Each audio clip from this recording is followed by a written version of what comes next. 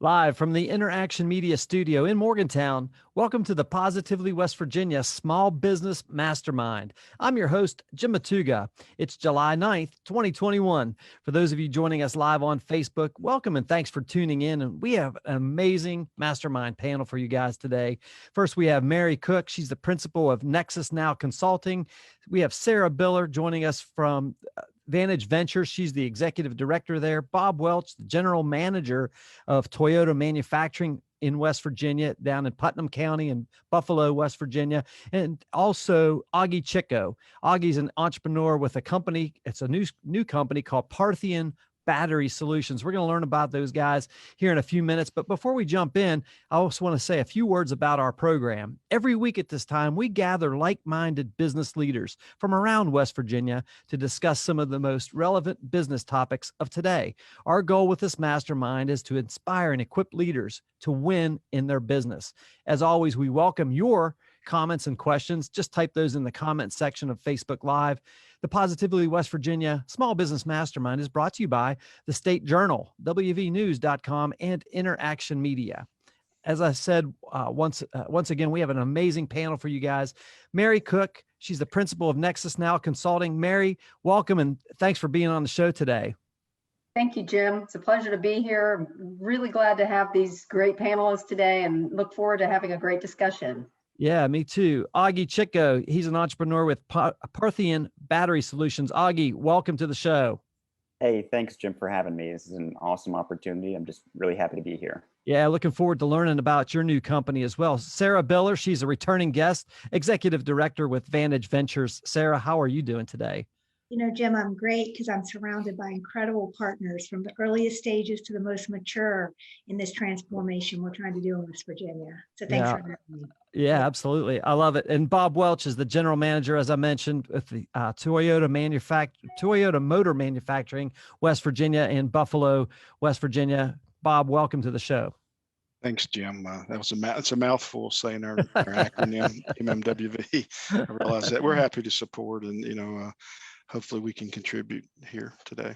Yeah, absolutely. First, I'd like to start with Auggie Chico. Auggie, I want to learn a little bit about your story. Talk a little bit about Parthian Battery Solutions. I know last year you won a business plan competition, and then also you won an award, cash award with the Seed West Virginia program. We had the first place winner. I think you guys won the second place award for that this year.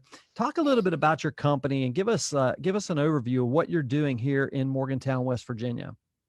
Yeah, so we're Parthian Battery Solutions, and what we do is we recertify and repurpose lithium-ion batteries to, make sure that the most amount of value is extracted from them over their lifetime, while simultaneously, minimizing their environmental impact. And we just recognize the role that lithium-ion batteries play in a more progressive and greener future. And we also recognize and address the challenges that come with mobilizing the amount of batteries that we're talking about. And what we do, we want to be the first line of retirement for all lithium-ion batteries, but right now we have a concentration on electric vehicle batteries, and we take those and we repurpose them into stationary energy storage systems that are primarily used in solar applications. And, since getting our start around this time last year, we've, developed our prototypes and our products that are used on site today.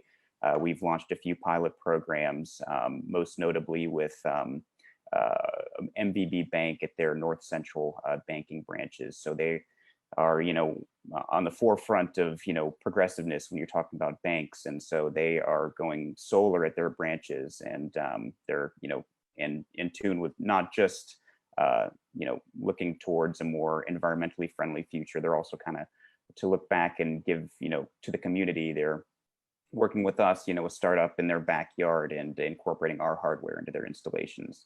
That's incredible. Yeah. I love hearing that. Sarah Biller, with Vantage Ventures, I know you guys have played a part in the success of this launch of this new venture, Parthian Battery Solutions. Talk a little bit about how you came to know Auggie Chico and how Vantage Ventures is helping their new startup get off the ground. Yeah, Jim, it won't surprise you by my opening statement and that all credit goes to Auggie.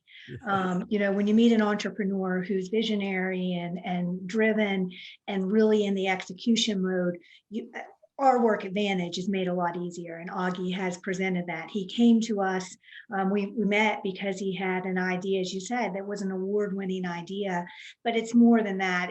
He's taken his ideation and his vision for where, these batteries otherwise would be disposed of. It's very difficult to dispose of them, and he's put them to practical use.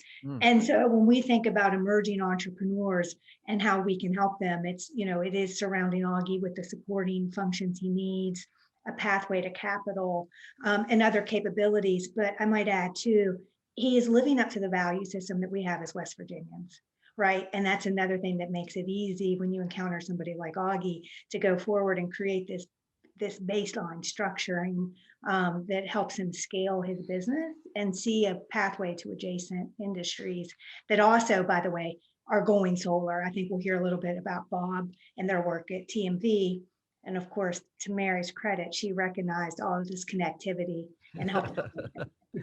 Yeah, Mary, I'd love to hear your thoughts. I mean, obviously, you're tied in with what's going on in startups and entrepreneur ventures around the state of West Virginia, coming from the Charleston area. To weigh in on this. Yeah, sure. So I met Auggie through Sarah, honestly, through Vantage Ventures, and was just taken by this person who's maybe not old enough to order a beer in a bar, and he's got this fabulous idea, and he's not just thought about it, he's doing it, and he's doing it with the support of Vantage Ventures, but he is the epitome of an entrepreneur, in my opinion. And so as much as I could connect him to people and can connect him to people, I'm trying to open doors for him, because when you're a little more seasoned in life, you've had an opportunity to meet some more people. And Srini Matan at Toyota has been somebody who you wanted to meet with. And this is how we got Toyota hooked in here as well. But just to be able to see Toyota's doing some fantastic things in the ESG space. And this business that Auggie is growing and starting and working in the northern part of the state, we wanted to be able to just expose him elsewhere. So it's just a really good connection, I think, one of many connections for Auggie and what he's doing. And I can see the world looking to West Virginia for this business as it grows across the country, literally, and perhaps beyond. I love it. It's funny because I'm sitting here and listening to your comments, and Auggie and I have never met before, but I know his family very well. We're kind of all tied in together here in Morgantown, and I graduated high school with his aunt, and I know his dad, and it's kind of making all these connections and everything. And Auggie, what's neat about it is he is carrying on the tradition of the Chico family here in West Virginia. There are a long line of entrepreneurs from his great grandpa to his grandpa to his dad. I mean, it's just awesome. And I love hearing that and love learning about this new company he started up. Bob, I want to go to you now and talk a little bit about the impact that Toyota Motor Manufacturing West Virginia has had there in Putnam County. Approximately 2,000 jobs that you've created there, a $1.5 billion plant there in Putnam County. I mean, that's giant investment in infrastructure. And you were there from the get-go as the plant was coming up out of the ground. Talk a little bit about what you guys do there at Toyota. Sure, Jim, I'll be happy to. For those that don't know, we're located in Buffalo, West Virginia, which is in Putnam County. We make about 1.5 million units a year, and a unit could be either an engine or a transaxle transmission or a hybrid transaxle. We supply, I guess the easiest way to rather than go into everything we do, it'd be easier to say what we do not do. We supply transmissions and engines to all of the vehicles and all types of the vehicles in North America, with the exception of the Tacoma and Tundra, oddly enough, which are very popular in West Virginia, but all the SUVs, including Lexus RX 350 and a Lexus ES, and the passenger cars and the SUVs. And, we strive as a company and certainly as a subsidiary here in West Virginia to be a great corporate citizen. And, you know, I was just thinking as we were talking about what Auggie's doing, you know, Toyota in general, and we're certainly part of it, has a vision of our current goal of establishing a future society that's in harmony with nature. And a part of that is our environmental challenge for 2050, which has 6 sub goals. And one of those challenges has to do with recycling, you know, 0 emissions for the complete life cycle, which includes from the manufacture of the components all the way through the use of the vehicle. You know, you could argue, is that a SMART goal? Certainly it's very challenging, but the attainable and the realistic part, maybe that's the way we like to push ourselves, because we'll land higher if we have really tough goals. But certainly Auggie's venture fits into the recycle portion of that Toyota, you know, environmental vision. So Yeah, we're happy to see him pursuing that. absolutely. Auggie, I want to ask, you know, how did you come about this idea? I mean, obviously an entrepreneur has to come up with an idea at some point, like Sarah was talking about, you know, acting on this ideation. But really, how did you stumble upon this? How did you discover this need that was out there to recycle these batteries and find alternative use at the end of their life in an electric vehicle? Sure. Yeah. So I actually had the idea back when I was in high school. I've always been infatuated, if you will, with automotive culture. And then when I was a freshman in high school, the first Tesla came out, and Prius had, the Toyota had the Prius for, close to 20 years. And I saw, a lot of talk, about how electric vehicles will someday replace the internal combustion engine in popularity. And I just knew that, a shift like that in an industry as large as the automotive industry is, something that hasn't been seen in more than a century. And there's a lot of, moving parts in play to make that happen. And I was trying to, just dive in to see, how it was working. And, batteries are the backbone of the whole electric vehicle. And it just, I knew that the quantities of batteries that would need made to, supply that was immense. And I wasn't sure exactly, what happens to the batteries after, they're used in the car. And so I did some research and found that there's really no good solution in dealing with them after they're coming out of the car. I mean, ideally they're recycled, but that process is very energy intensive. It's not very efficient. And, a lot of them don't even get recycled. And then I did some more learning, and I found out that, these batteries, they may not be suitable in an automotive setting anymore, but in most cases, they still have a lot of life left in them. They can be reused in other applications. And, I had that idea in high school, and I just kind of put it in the back of my head. And, I knew that it was going to happen at some day, and I knew someone was going to do it. But back then, in all honesty, I didn't think it was going to be me that did it. And then, I got into college and studied finance there, and thought, well, maybe I'll, spend my time on Wall Street. And then I interned in a financial institution and realized that, that wouldn't be the most fulfilling career for me. And so I decided to throw my hat in at this, and had some success out of the gate, and, stuck with it.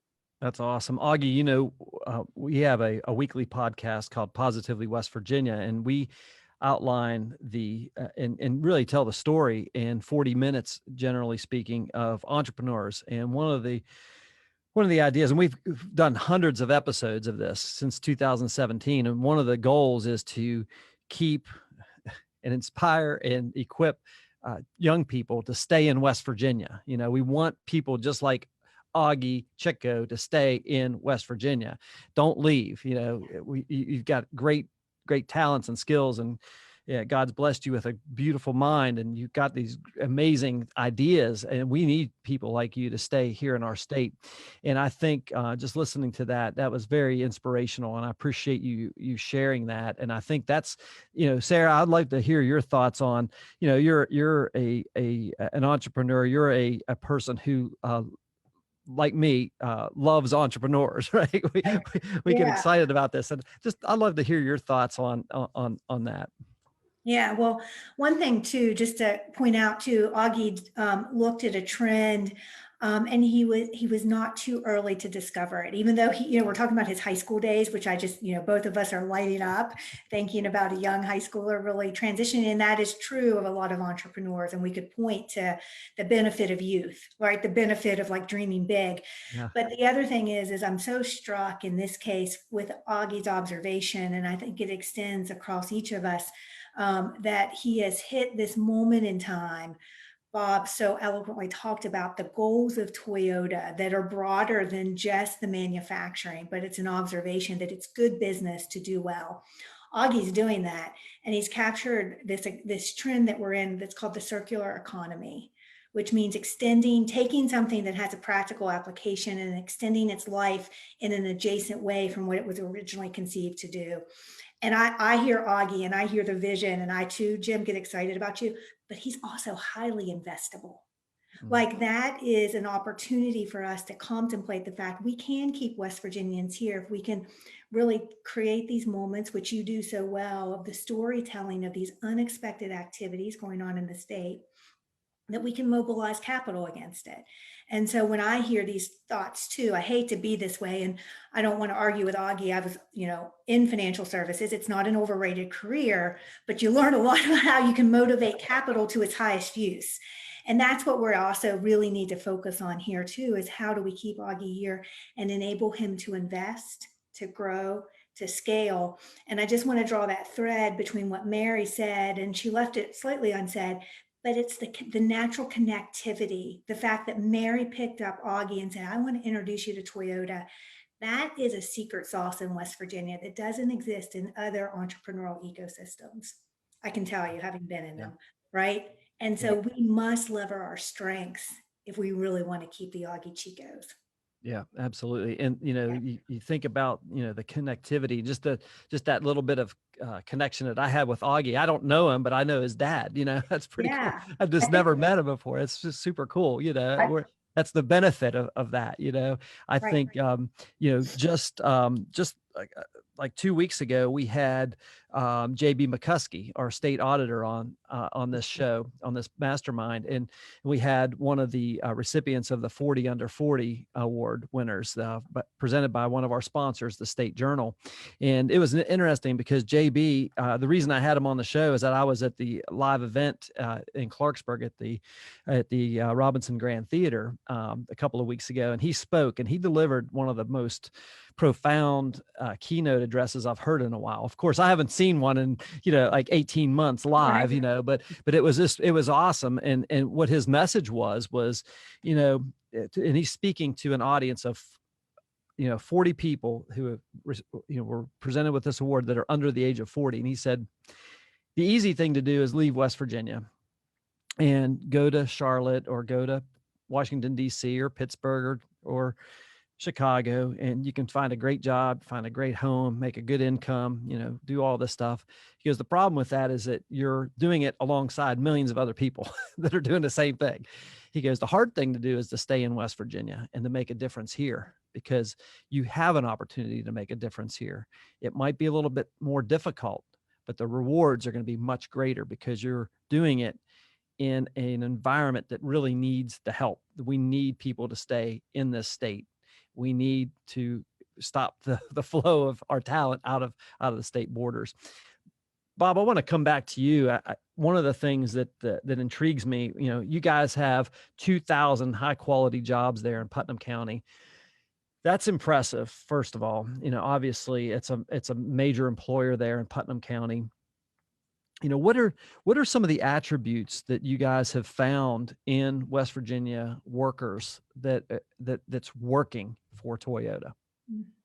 Yeah, that's a great question. And, a really easy answer, and I've used this several times. I think,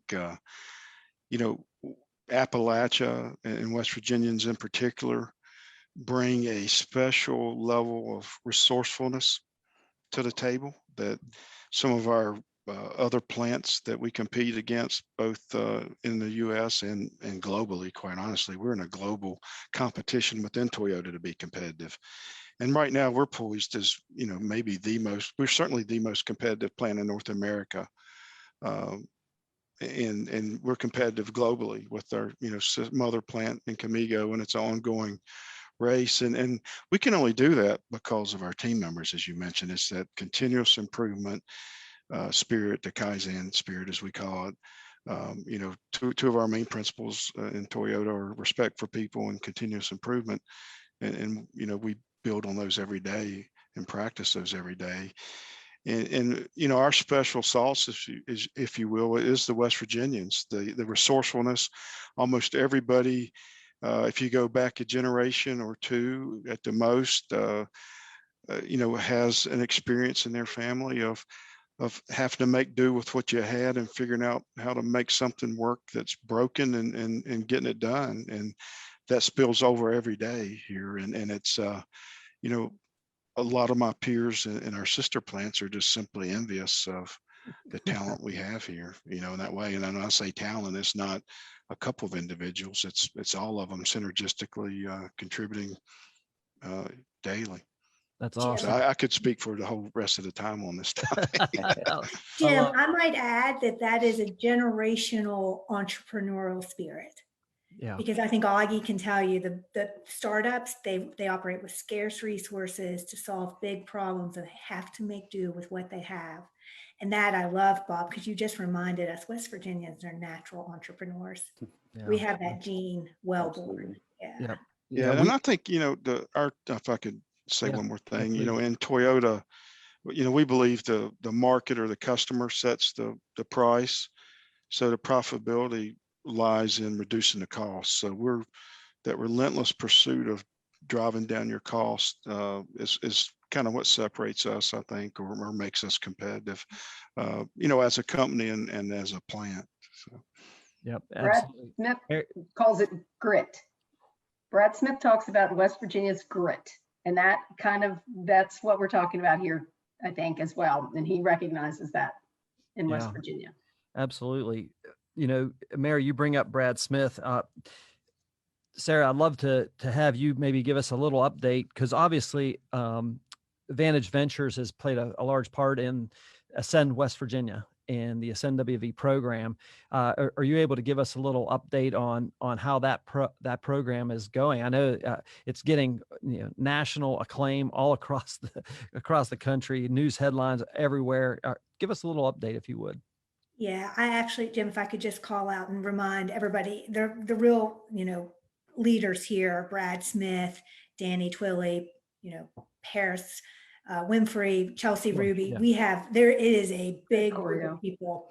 Yeah, right. So I appreciate that. Yeah, absolutely. Yeah, I think it's we got to do that first. I can tell you, as we all know, they're narrowing down now in the selection.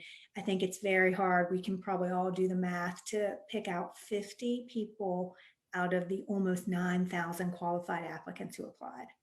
Can you imagine 9,000 people raised their hand and said, I want to come? And I think what we're all observing is that even if they aren't part of the formal program, it has created a migration. And we're seeing people say that publicly. We're already seeing it in our communities. We should welcome, by the way, when these people show up in our communities, because they've uprooted their family for what they perceive to be a higher quality of life with us in West Virginia. And so I think we'll see in the coming days an announcement. We are honored that we'll have those first 50 people sitting with us in Vantage, and the ability that we can to, like you're doing here, welcome them into the community and support them as if they're our own. And so it's a big deal. And it's changed the narrative on a national basis, as you said, Jim. Absolutely. What's cool about that too is, the fact of it is it's private money that's helping lure those folks. This is not a government program, right? I mean, it's Brad and Elise Smith and their generosity of really seeing the potential, that grit that Mary just mentioned in our communities, and being a place to foster entrepreneurship, to grow companies, just like Parthian Battery Solutions in West Virginia. I think that's super cool.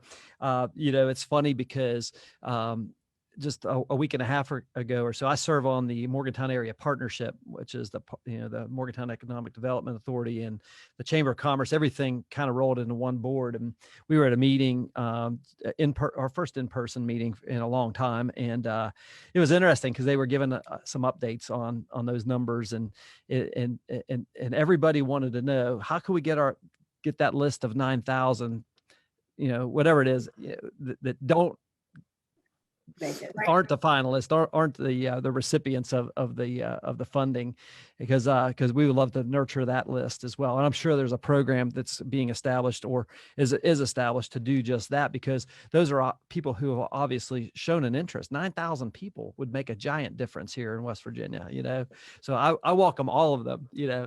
And I think that's super cool.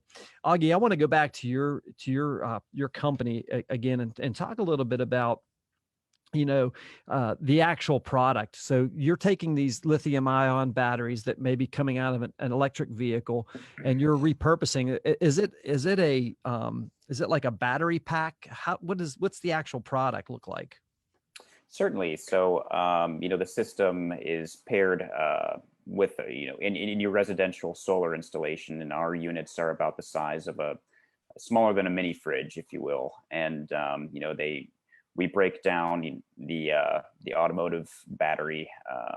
It's much larger. We break it down. I guess, the purpose of the electric car battery and our batteries are, very similar in that they store energy for you to use, but what the energy is used for is what's different. So, a car, it takes a lot of energy to move a 5,000 hunk of metal 0 to 60 in 3 seconds versus, running your lights and, making sure the compressor on your freezer is working is a lot less demanding. So we take it and we tone it down, if you will, and we make sure that everything is monitored within, what it should be operating in. So it pairs, the electric vehicle batteries, running at about anywhere from 400 to 800 volts, and our systems are at 48 volts to kind of, pair with the smaller load demands. Oh, that's very cool. Auggie, could I just insert there? I don't know that you mentioned this, but I think that you've said before that the EV batteries and the vehicles, once they've used 15%, they're no longer useful. So there's still a lot of battery life left in those when the car can't use it anymore. Absolutely. Yeah. So, there's a lot of different cases for whether, why a battery is removed out of the automotive setting. Usually it's, capacity lost. If you had a car with 400 miles of range and now you have 300 miles of range, you opt to get a new battery. And so you still have a battery that was capable of moving a car, 300 miles. So it's very capable of doing a lot of other things. And, there could be something as small, maybe there's a fault in a single cell of a brand new battery. And so that battery is taken out and, we have to test it to make sure where the problem is. And, in a lot of applications, we can address one issue and put it back on the road, or, find other use cases for it. But certainly, whenever we take hold of the batteries, there's endless capabilities for what they can be used for, because they're still very viable. That's awesome. I want to remind our viewers today who our guests are. Our panelists are Sarah Biller. She's the executive director at Vantage Ventures. Auggie Chico, he's an entrepreneur with a new company called Parthian Battery Solutions in Morgantown. Mary Cook's the principal at Nexus Now Consulting, and Bob Welch, general manager of Toyota Motor Manufacturing in Buffalo, West Virginia. Sarah, I would love to talk a little bit about, because we talked about startups and entrepreneurs. There's some other exciting things happening at Vantage Ventures. Maybe you can give us an update on Data Robot. That's one that we just talked about recently on this show as well with JB McCuskey. He was there, and it kind of gave us the insight as how that project came about. The state of West Virginia was using data robots technology, and he said, hey, you guys need to have an office in West Virginia. And he came up to Morgantown, got with you guys, and now Data Robot is a partner with Vantage Ventures. Talk a little bit about that partnership as well. Yeah, I mean, I think that's, you think about what Morgantown is going to look like in the rest of the state in the coming months. We just talked about the Ascend West Virginia community. We're talking about Auggie, traveling the state, Bob and Mary and their work. And now you add on an additional layer of Data Robot, right? And those capabilities, those tech forward talented people. And they are going to sit in Vantage. JB was, had the front row seat and kindly thought about this application of artificial intelligence and data and analytics to more precisely help us understand and solve for healthcare challenges that we have. Yeah. I think it won't surprise anything that is very much a data intensive strategy, and one that if you're going to improve outcomes in rural areas like West Virginia, there's no better use of technology like that to solve these complex societal problems. So if your listeners haven't heard it, Jim, they should look out for the billboards that they've posted across the state. They are holding a career fair on the 13th of July in Morgantown. There's already quite a few jobs posted. But I think, besides that perfunctory statement about job creation, it's not perfunctory, right? It's a new category, a new path forward and different career paths for West Virginians. The future state that it helps us create, this visioning, this recognition by Data Robot that we don't just represent a complex societal problem, right? That they can have a front row seat in solving. But there's untapped talent in the state of West Virginia. Yeah. And so how do we think about it, not in sort of, 2 and 3 year leaps, but what do we look like in a decade when we have teams like Data Robot who are in our environment, who are creating training opportunities and pathways? And it goes back to the question you ask us, how do we keep really bright minds in West Virginia? Yeah. We continue to welcome and support the efforts of teams like Data Robot. Yeah, absolutely. Yeah. And I think, we talk a lot about diversifying our economy right here in West Virginia. And John Deskins is a regular on this show, and he often will say, we need to diversify our economy in West Virginia. If you ask me what that looks like, I don't know exactly what that looks like. It has to be diverse, right? And so it's a company like Parthian Battery Solutions taking batteries out of electric vehicles and repurposing them. It's seeing what I loved about JB's story and Data Robot is he saw the fact that, hey, we're using this out of state company to do this right. function for us. You guys need to have a presence here in West Virginia and hire West Virginians too. And I just love that. I think that's a recruiter. Smart. JB's a recruiter. Jim, it is. It's smart business. And I might point out something you just said, if it's not clear, is that we are an economy in transition, but we're transitioning in a very distributed way. So it's just not flipping the light switch and one day you become a tech-driven economy. Right. It's the fact that, like with Auggie, a solution like Parthian batteries, at the end of the day, if you narrow it down, it requires precision manufacturing. It requires new application. He's using hardware to match it with like a physical installation, right? So those are the best businesses when I think about it, that intersection of technology with people who work with their hands. We are a normally distributed set of people in West Virginia. Not everybody's going to be the data scientist. There's a bunch of us, right, that aspire to do that, but you have other applications because the way the world works is changing. Yeah. Bob just told us, right? The way the world works is changing. This evolution of new and differentiated skill sets that make him the most competitive manufacturing environment in the world is because they've adopted new, I don't want to speak for you, Bob, but I'm just going to say it because we brought Virgin Hyperloop to see you all because they could see what the future looks like for robotic process automation in the manufacturing environment. That's happening in West Virginia, Jim. That's awesome. Yeah. And, right? and it's a global, Toyota's a global leader right? I mean, and they've got a Yeah. manufacturing plant with 2,000 people in West Virginia. Bob, I want to talk a little bit about you, because you talked about the sustainability of plants and making sure that you're having an in harmony with nature approach. And obviously that requires solar power. And just like what we're talking about with Auggie's product, being able to store that energy with his batteries. Talk a little bit about the initiatives that Toyota is doing, like practically on the ground there in Putnam County in moving to this solar powered model. Yeah, I wanted to make sure I was off mute. Yeah, Jim, it's a really good topic for us. Part of the 2050 challenge I mentioned is, the challenge is to have zero emissions as a plant, not just the vehicle. So, how in the world do you do that, right? So, I'll certainly be retired before that time, but I'm doing all I can to get us there. So the thinking way for Toyota is 50% of that reduction comes through Kaizen, or, improvements that we can make by ourselves, 25% through technology, and then 25% through renewables. So with the solar fits the renewable piece of it. And then we may have to shift those percentages. That's kind of the initial low spend image, if you will, that was when this challenge was created a few years ago.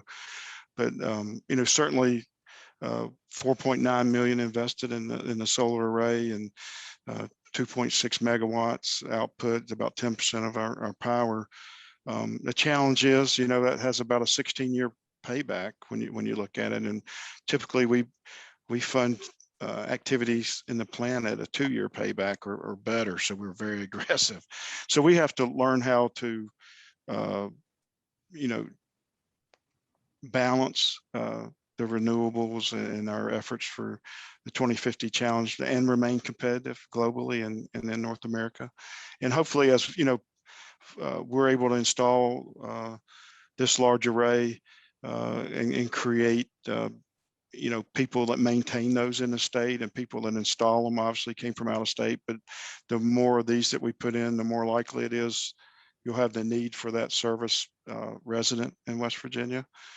And hopefully the cost will come down as more folks use them, and we'll be able to do more of it. So it's just all kind of synergistically works together, of kind of a pursuit of zero in every facet. And with nature, we recently partnered with the West Virginia DNR. We've got 7 acres set aside for pollinators, and have a huge activity there. So really, it's every dimension. With we want to be a good corporate citizen and a cool leader that way for all folks. Yeah, I love that.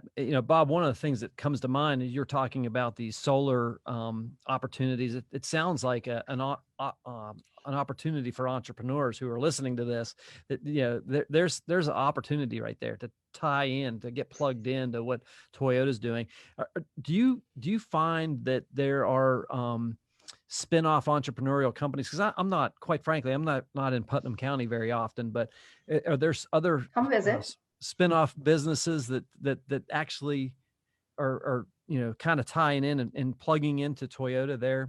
You guys have been there for decades now, so talk a little bit about that. Certainly we have a lot of folks that provide services to us, and we try to we have KPIs where we try to use West Virginia source businesses. We have KPIs for MBE and WBE businesses, and those are very challenging for us. And it's something, I think a part of the topic of keeping folks in West Virginia and replacing the folks that leave with new folks is diversity and inclusion. We're a strong proponent of diversity and inclusion in Toyota, not just globally, but at West Virginia. And that's something we need to make sure that, the state welcomes everyone. We certainly welcome everyone. We believe in inclusive decision-making, and inclusive ideas are always yield better results. And I think we want to partner in that way, any way we can in the state, to make sure the message is out nationally that everyone is welcome in West Virginia. So that's something we're trying to push or support. I won't say push. It's something we're trying to support in any way we can, both with our presence and also with financial support. That's awesome. Sarah? Jim, if I could just give a shout out to Toyota as a product of the Putnam County Public School System. Probably no one wants me to admit that, but I will. I, as a professional who had to leave the state, right? We know that, and I'm back. I would have done anything to have had a life experience what Toyota offers students in Putnam County now, and that's exposure to the Japanese language, the culture. I mean, because really what happens is, I think, Bob, we are creating we have this homegrown rooted talent, but becoming citizens of the world. And that is a critically important, and I think something that we haven't really celebrated enough is Toyota's commitment to the educational system too in their local community. That makes you a lot better entrepreneur if you understand how the world works. So when you ask about sort of like what are adjacent businesses that get started, what comes out of this massive opportunity like the plant that is in Buffalo, there's room there to grow and celebrate, but I'd be remiss if I didn't say that I have great envy that I was not a child during this time period in the school system, because they're in it. So That's Sarah, awesome. maybe what we do is you have a little incubator called Vantage Ventures South right there in Putnam County, and we can start to do what Jim's suggesting, and you can go back to your roots and start to generate those entrepreneurs that feed off of Toyota. Yeah, Mary, I did. You were kind enough to share with me some cool space. So yeah, I do think that's how we punch above our weight class, is that the whole state comes together, Yeah. right? And that's what's different than other regions. Absolutely. And what's cool, I think, about all this stuff that we're talking about is you have not only attention, but financial backing from people like John Chambers himself, who was on this program. Sarah, you and John were on just a couple of months ago and talking about Virgin Hyperloop and what all that meant. But and having Brad and Elise Smith and all these different West Virginians really not only saying, yeah, West Virginia, let's go, but they're putting their financial resources into this state as well, because as John Chambers mentioned that last time we had him on for an hour, he said that there is a window of opportunity that's open right now for our state, and we've got to capitalize on it. And it may be 3 years, it may be 4 years, 5 years, something in that range, but we've got to jump on it. And we need guys like Auggie, men and women like Auggie, Chico, coming to the table with their ideas, investable ideas, right?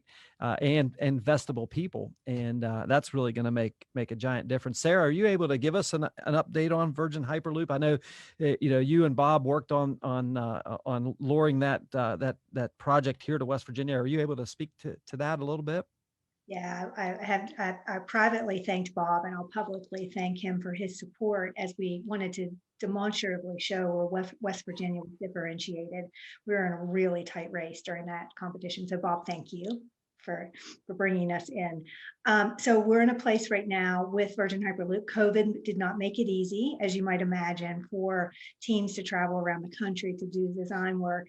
But what we did do in the interim is work very closely with them, with our federal delegation. Senator Capito and Senator Manchin have led, and if we haven't read about it, it's a really important leadership role they played in the infrastructure package to include innovation in surface transportation, which is what Virgin Hyperloop is. So as we come out of COVID, we're in close conversations with that team. We hope within probably the next couple of months, we'll be able to tell you what's happening and where shovels are going. But I can tell you, it's been an amazing ride. And Richard Branson may be the first commercial individual in space this weekend. Yeah. Just think about that for a minute, right? He might actually, through his inventions, fly into space. So on the surface of the Earth and then above it, we are in good company with great innovators. And John, you mentioned John, and I couldn't help but just, again, shout out to John for his time he spends with us and his capital commitment, but also his willingness to use his influence. We can't forget how important that has been in all of these activities. He was in Data Robot. We don't talk about it a lot, but he was behind the scenes there too. Awesome. Auggie, I got to ask you, when you hear the words Virgin Hyperloop, does that make your ears perk up a little bit? Is there opportunity there for your company? Oh, absolutely. Yeah. We've touched on it a couple of times throughout the show today, but there's kind of consensus amongst, people my age that, you have to leave the state to have opportunity. And, displays like Virgin Hyperloop and, displays like Bob at TMMWV are, arguments against that. There's a lot of opportunity within the state. There's a lot of people, that want homegrown success stories. And there's, if you're open to, meeting people and, networking, there's people that are there to help you. And, like I said, Virgin Hyperloop is an example of that. And, there's some symmetries between us and them, and that, we're kind of a, progressive, business, and we're looking towards, giving back to the community and, helping the environment, prosper. And I'm sure they're, focused on, environmentally friendly ways to power their systems, and our batteries could be, work in symmetry with that. Yeah, absolutely. Auggie, what's one of the biggest challenges you face right now as a startup company in West Virginia? What's one of the biggest challenges? Oh, every day is a challenge. Nothing is easy. But, it's just, with the help with people like Mary and Sarah, you're introduced to people who, you probably wouldn't be otherwise. But still, there's still a lot, of networking it's needed to, bring something with the scope of what we're doing into fruition. So, just meeting the right people is a challenge all of its own. I'm someone who's not very socially inclined. It's very easy for me to just, sit back in my own shell. But people like Sarah and people like Mary, really help break you out and meet the people that you need to meet, and network with them. That's awesome, man. Good stuff. I appreciate that. As I'm sitting here listening to you talk, I think about challenges as a startup. I'm getting ready to start my 11th year as an entrepreneur, as a small business owner here in West Virginia, as a service. I own a marketing agency called Interaction Media, and the challenges are never go away. They shift a little bit, from that, hey, can I make it? Is there a market for my product? Going out there and just, kind of having that almost like a scarcity mindset, and then trying to shift and have that abundance mindset, saying, hey, there's no fear. Yeah, we've got a great company here. We've done this for a long time. We have a great reputation, and all these types of things. That the problems change, but the challenges never go away. It's never easy in business, but I think that's part of the allure of business ownership, is that challenge, because it is something new every day. It's an opportunity to make a difference in our world. It's an opportunity to serve people, right? Because that's every one of us on this call. That's what we do, is we serve people, right? And help them. Mary, what are your thoughts on what Auggie's saying in terms of challenges? I'd love to hear your opinions. Yeah, what you just described can happen to me within a 60-second period, where you're like, this is the most fantastic thing, and we can make it, and it's going to be great to, like, what am I thinking? And this is difficult. It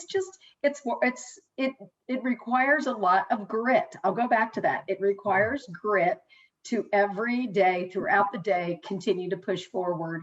And I think Sarah calls it a short ladder in West Virginia, which is a wonderful thing for small business owners, because you have access to so many people with resources throughout, ideas, connections, financial support. So it's a great place to be in this space. It's a great place to be an entrepreneur. And you've got people who have made it, who want to make West Virginia the startup state. So you've got just innately so much support that it helps you get through those daily challenges, because they're going to be there. And every company faces them, whether they're a Toyota, a global company, they're across the front facing challenges. So I think you're in a good space when you're here in West Virginia. You got a lot of support. And I mean, I look at Auggie's mission is to ensure our transition to a carbon neutral future is economically, environmentally feasible. That's a big mission. that's a lot of, that's a lot for someone to go after. But, I have this, I'll just go, I told Srini this, I have this vision that Toyota in a circular economy, you call it, Sarah, takes with Auggie's help, takes the EV batteries from their vehicles and puts them into their plants and runs their plants with the vehicle batteries that they have lost their vehicle life. And Auggie's in there making it all happen. I mean, that's a beautiful thing that can happen in West Virginia. So I'm an optimistic person anyway, and I will do whatever I can to help Auggie, that I know. Yeah, Mary, you're definitely a connector, and I could see that, being a deal right there for sure. I want to go around the horn and get your all's opinion. First, on two topics. The first topic is, and I like to start with Bob. What's one takeaway that you've gotten from this conversation today? I'm excited. Not having the entrepreneurial spirit that yourself and Auggie do. It's I can live vicariously through Auggie that has the pursuit of that, and can see easily how it marries into a use of a product that's maybe exhausted in our automotive world, and as Mary said, you could even see it circling back around on this campus as well. So somebody has to lead. Auggie's leading in that arena. I think we're trying to lead. And we're in a position, fortunately, with the resources we have to try to lead in a different way in the community, and enable other folks to come benchmark. We're generally very welcoming of that, and we don't really care if it's a competitor or not, because we're happy to share what we do, and we learn from that experience as well from anybody that comes in. So I love it. Exciting. Thanks for inviting me to join today. That's a great takeaway, Bob. As John C. Maxwell says, everything rises and falls on leadership. So I agree with what you're saying there. Auggie, what's one takeaway from this call that we've had today? Yeah, absolutely. I think it's been kind of the center point is just like, the transition of this state. There's a lot of opportunity here. People, like Sarah and, the John Chambers School of Business, John Chambers himself and Brad Smith and Vantage Ventures, they're creating a lot of opportunities here that weren't there, 10, 20 years ago. And it's just exciting to see what this state could become in the next decade or so with, the help from those types of people and institutions. Absolutely. Sarah, what's one takeaway from this call? That there are two basic tenets that are necessary to transition something for the better. And that's talent and that's tenacity. And we have it in West Virginia. This call just reminded me. That's awesome. I love it. I love it. Mary, what's one takeaway? I can't tell you the number of times I've had chills on this call, because it's thrilling to me to know that the opportunity, I am not a native West Virginian, but I love this state and I've chosen it.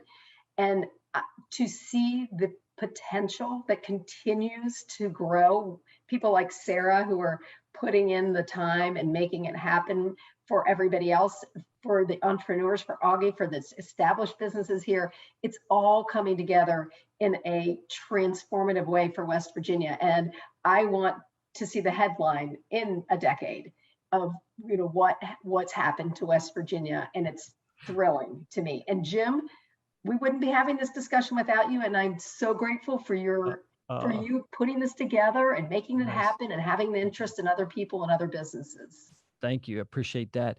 And we're going to go around the horn again. And this question is similar, but it's different. And I just want to get a sense, because this show is called Positively West Virginia. And I want to know one thing that you're optimistic about right now from each one of you guys. Auggie, I'm going to start with you.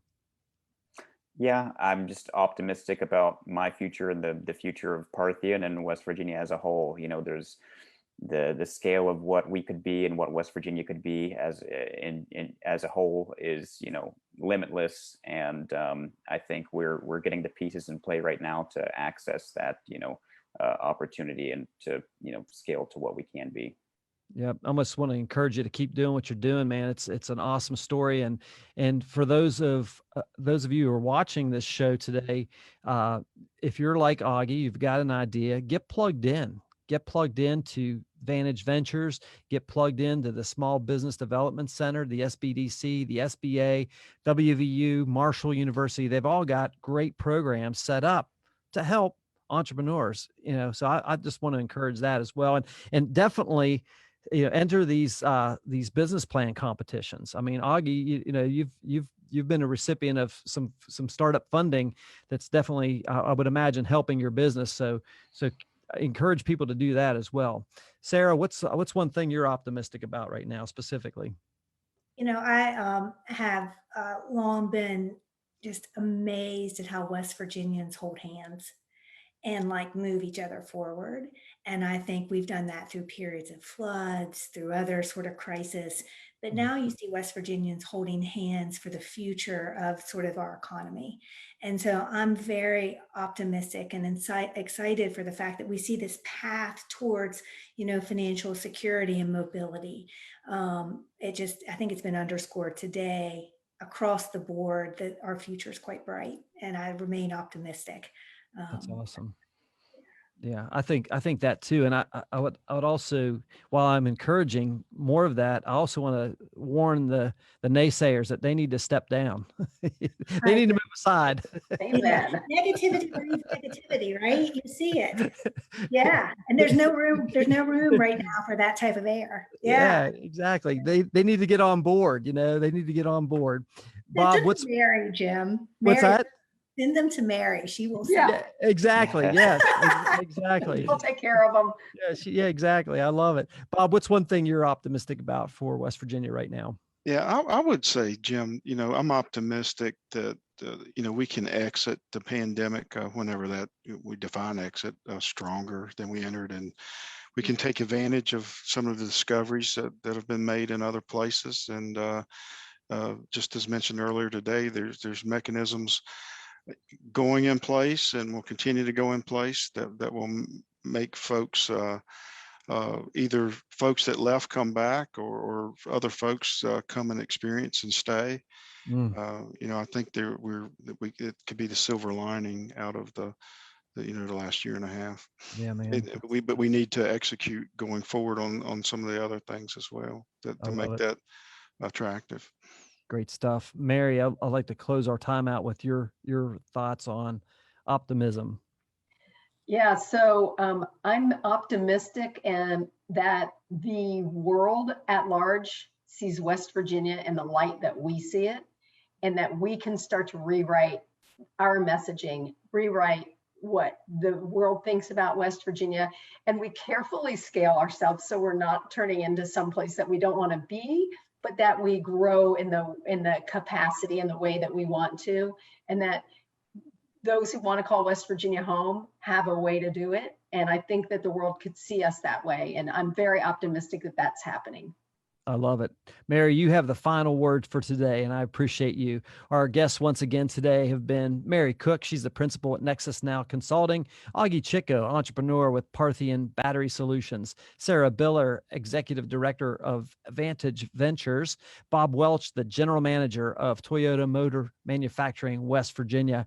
Folks, that's it for today's Positively West Virginia Small Business Mastermind. Our hope is that we brought you some valuable insight into business in West Virginia that you could use in your business today to win. I want to take a moment to thank our sponsors for the Positively West Virginia Small Business Mastermind. They include the State Journal, WVNews.com, and Interaction Media. Positively West Virginia is a 501c3 nonprofit organization. You can learn more about our mission of advancing small business and entrepreneurship in West Virginia at positivelywv.com. I also want to remind folks who are watching this that coming up at 12:30, we have the Healthy Harrison podcast on all of these Facebook live channels that you're watching this show on right now. And make sure you guys tune into that. On behalf of our entire Interaction Media team, including our producer today, Mr. Hampton Hill, I'm your host, Jim Matuga. Stay positive, West Virginia.